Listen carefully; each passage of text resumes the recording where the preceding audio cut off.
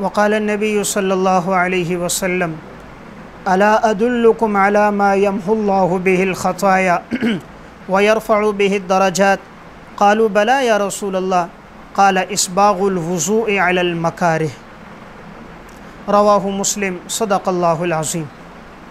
حضرت ابو ہریرہ رضی اللہ تعالیٰ عنہ سے روایت ہے کہ رسول اللہ صلی اللہ علیہ وسلم نے ارشاد فرمایا، کیا میں تمہیں نہ بتلاؤں ایسا عمل جس کے ذریعے سے تمہارے گناہ معاف ہو جائیں اور تمہارے درجات بلند ہو جائیں؟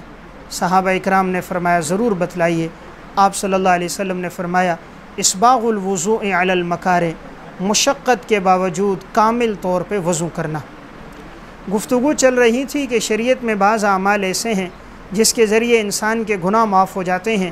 ان اعمال میں 38ویں نمبر پر ایک عمل ہے مشقت کے باوجود کامل طور پہ وضو کرنا۔ مشقت کے باوجود اس کا مطلب یعنی سخت سردی کے ایام ہیں، وضو کرنا مشکل ہے، لیکن انسان اس سردی کے ایام کے باوجود اپنے لحاف کو چھوڑتا ہے، ٹھنڈا پانی ہے اس سے وضو کرتا ہے، وضو کرنے کے بعد مسجد کی طرف سردی کے ایام میں جاتا ہے، تو اب مشقت کے باوجود اس نے وضو کیا تو اللہ تعالیٰ اس کے گناہوں کو مٹا دیتے ہیں۔ یا کبھی پانی نہیں مل رہا، پانی ملنے کے لیے انسان سفر کرتا ہے، دور کی جگہ پہ پانی مل رہا ہے، سفر کر کے گیا اور پانی لیا اور وضو کیا کامل طور پہ تو اللہ اس کے گناہ مٹا دیتا ہے۔ یا کبھی پانی خریدنا پڑ رہا ہے اور انسان پانی خریدتا ہے، خرید کر وضو کرتا ہے تو اللہ تعالیٰ اس پر اسے اجر عطا فرماتے ہیں۔ تو انسان کے گناہوں کو مٹانے والا ایک عمل کیا ہے؟